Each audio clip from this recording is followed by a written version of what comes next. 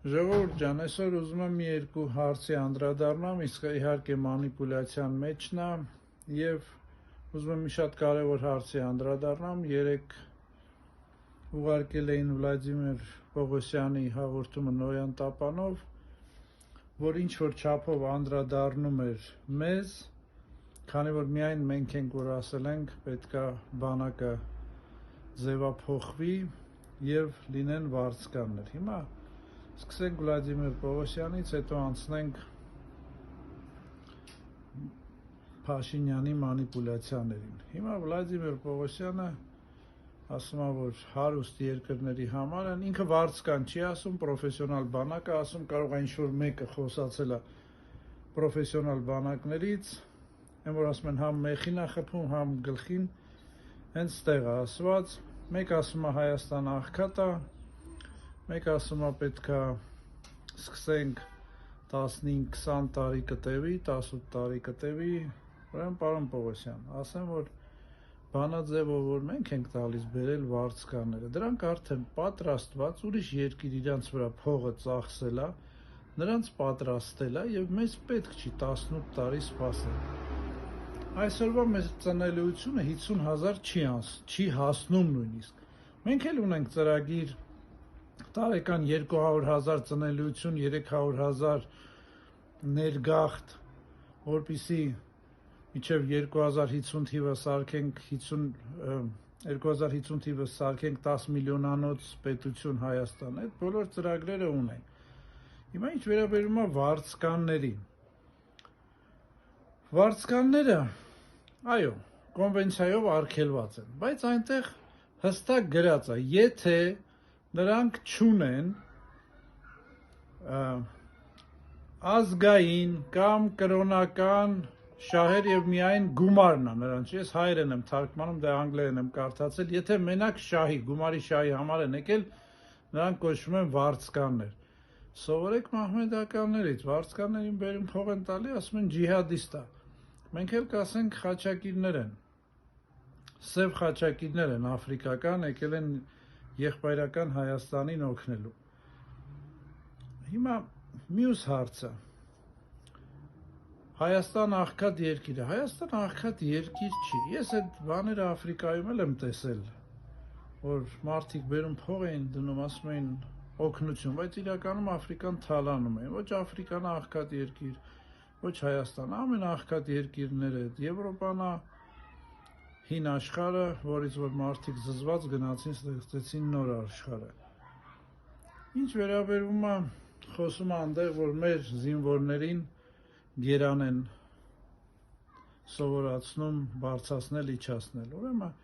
երեք Վլադիմիր Պողոսյանը չգիտի այդ գերանի վարժության հիմնական իմաստը։ Ես էլ եմ գերան բարձրացրել եւ մեր բոլոր հատուկ ջոկատայինները բարձրացնում են։ Գերանը բարձրացնելուց գալիս է մի քանի հիմնական սկզբունքներ, որը որ հատուկ ջոկատին պետք է։ Նույնիսկ եթե շնչառությունները իրար չի համապատասխանում, այդ գերանի բարձրացումը սինխրոն չի լինում։ Այսինքն այդտեղ թիմ բորկ է, որ թիմային աշխատանքն է առաջ գալիս եւ այդտեղից դու գումարտակի հրամանատարներ ես ընտրում, քանի որ կապ չունի գերանը 8 հոգով են բարձրացնում 4 հոգով, կապ չունի մարդը առաջինն է, երկրորդը, չորրորդը, նրանցից մեկը սկսում է հրամաննել տալ, որպեսզի սինխրոն այդ գերանը բարձրացնեն, իջացնեն, էլ չասած,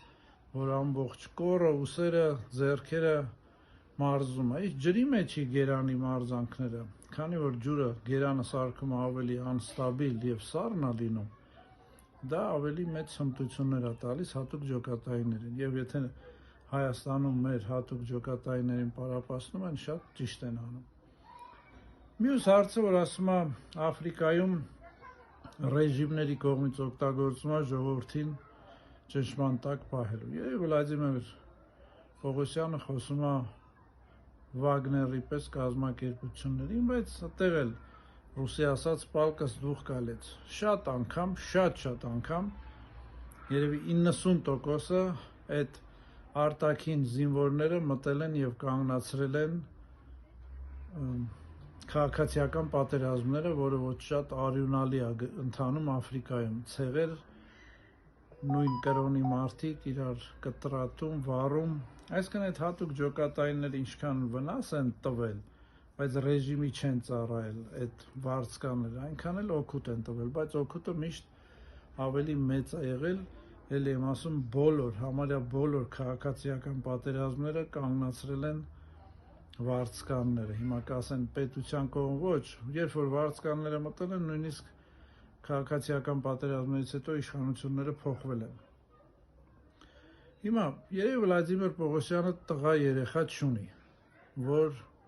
ասում է պետք է մեր երեխաներին ուղարկել բանակ։ Բայց այդտեղ հարց է ծառայում, Վլադիմիր Պողոսյան, ում օրակարգն եք դուք կատարում, խոսացել եք արդյոք դուք մյուս ծնողների հետ, ուզում են արդյոք նրանք իրենց երեխաներին ուղարկեն պատերազմ կամ մահվան։ Եթե չեք խոսացել, ինչ իրավունք ունեք ուրիշի անունից խոսակ։ Ստեղ գալիս է մի ուրիշ հարց։ Եթե մարդիկ քարոզում են, որ ձեր երեխեքին տիտանենք պատերազմ, էլի գալիս է գիտակցելով թե անգիտակցելով պետական օրակարգ, որ ժողովուրդ ընտրեք Փաշինյանին կամ պատերազմ։ Այսքանը երևի կարճ ասեցի Հայաստանում բերելու ենք վարձկաններ, մեր 44-օրյա պատերազմի ընթացքում նույնիսկ չի եղել, ոնց որ դուք եք ասում, коэффициент военных действий, ԿՎԴ, ու մարդիկ չեն էլ հասկանում, ինձ զանգում ասում են կոժովեներալոգический диспансер, ինչի է նշում Վլադիմիր Պողոսյանը, մյուս անգամ ավելի պարզ ասեք ԿՎԴ-ն ինչ է, ես коэффициент военных действий չեմ տեսել, եթե դուք զոհեր տալը համարում եք ԿՎԴ, ուրեմն մի հատ էլի դասագրքեր կարդացեք։ Հիմա ինչ վերաբերվում է վարձկաններին, որ բերելու ենք, անպայման բերելու ենք։ Քրիստոնեության տակ կբերենք, ոչ մի կոնվենցիա չենք խախտի։ 4 սերունդ մենք չենք վերարտադրվելու 44 օրյա պատերազմից հետո։ 4 սերունդ, ժողովուրդ ջան, դա շատ մեծ թիվ է։ Անցնենք պարոն Փաշինյանի մանիպուլյացիաներին։ Ժողովուրդ ջան, եթե հիշում եք, ասել եմ, իր հետևից չեք հասցնելու։ Եկեղեցի, Եղեռնի հուշարձան, Մասիս սար, վաղը Մասիս, Արարատ շրջանների, քաղաքների անունները կարա փոխի, մարդկանց անունները արդեն պատրաստել է, որ փոխի, մեր նախարարի անունը Արաբատ են վաղուց թուրքերը ասում, այսինքն, եթե վաղը կանգնի ասի բոլոր Արարատ անունով մարդիկ կամ պետք է վտարվեն կամ փոխեն անունները, չզարմանաք, դա մանիպուլյացիաներ է, հիմնական խնդրից ձեզ շեղելու համար։ Ես պատրաստում եմ մի ծրագիր, որը որ այդ մանիպուլյացիաների դեմ կլինի, երևի մի 2 օրվա մեջ այդ ծրագիրը կարտահայտեմ, որ ժողովուրդը այս մանիպուլյացիաների հետևից չգնա։ Ու իր մանիպուլյացիաները աշխատում է միայն այդ չոպոզիցիաների, չասենք կեղծ օպոզիցիա, քանի որ կեղծ չեն, այդ մարդիկ կան, բայց ասենք ճիշտ բառը, կառավարվող օպոզիցիաների շնորհիվ, այսինքն մի թեզ գցում է, մեդիան պատկանում է այդ կառավարող օպոզիցիաներին եւ իրան, դրանք սկսում են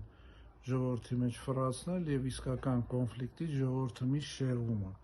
Մարդ որ ասում է կամ ընտրեք ինձ կամ պատերազմ, այսինքն դա գնում է միապետության, բռնապետության, երկիրը չի կարող մեկ անձից կախված լինել, եթե այդպիսի երկիր է, ուրեմն դա բռնապետություն է, ինստիտուցիոնալ համակարգերը դե չեն գործում, չեն էլ գործել։ Ասում է, էլ ինչի վրա խոսան, սահմանի վրա զինվոր չի մեռնում։ Հիմա ժողովուրդ ջան, կամ այն իր ասած նախկիններն էին ստում, առաջ զինվորները ինքնասպան էին ելնում, նախկինները ասում էին թշնամու դիպուկահարներն են խփել, կամ ինքն է ստում, թշնամին խփում է, ինքը ասում է զինվորը